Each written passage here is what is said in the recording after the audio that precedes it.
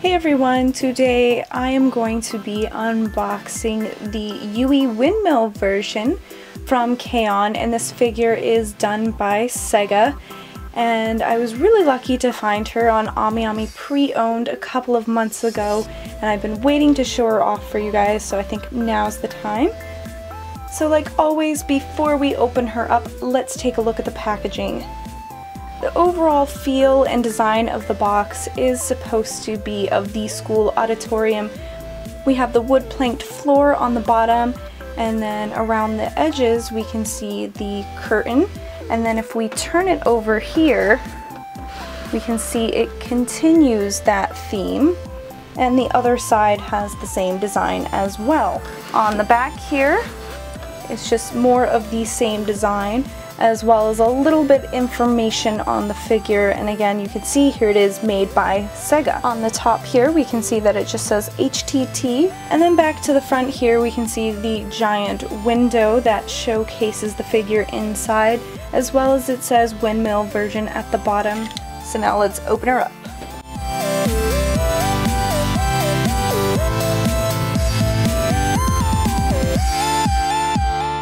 So before we continue, let's just take one last look at the packaging. So I do believe she is considered a prize figure. So the inside of the box is just brown, which is pretty consistent with most prize figures. And then she does have blister packaging, which not all of them will, but it's not a complete set as it only covers partially in the front. And in fact, there's not even any on the bottom, so I'm kind of leveling it here with my hand so she doesn't fall over. But let's continue on now.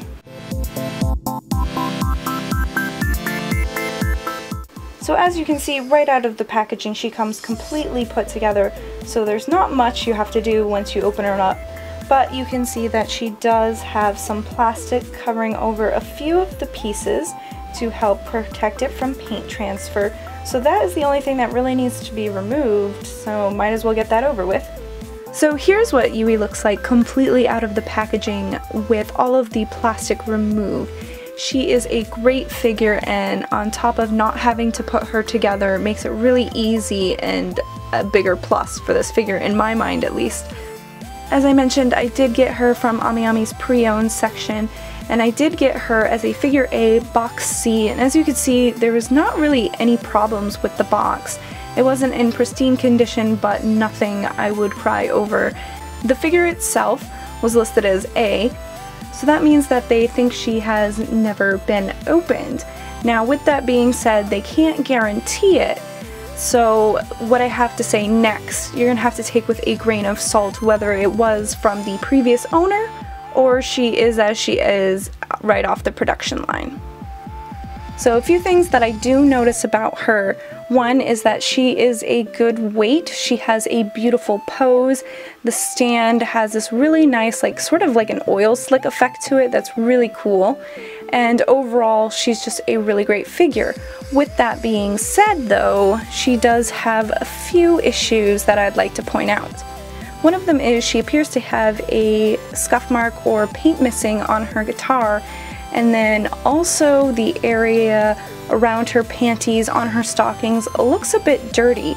So if she has never been opened, which as you could see by the unboxing, the tape was still there, it does seem a little concerning why she looks so dirty.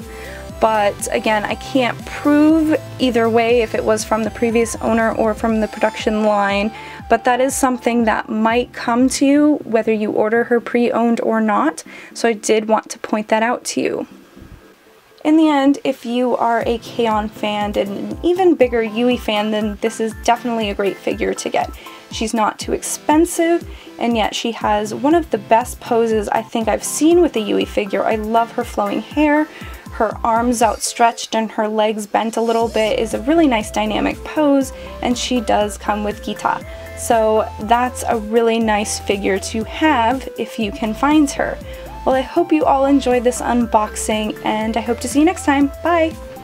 Since both figures come from the same source material, they are going to look very similar. But the Capoche is a bit taller than the Nendoroid and has more joints for more posing possibilities.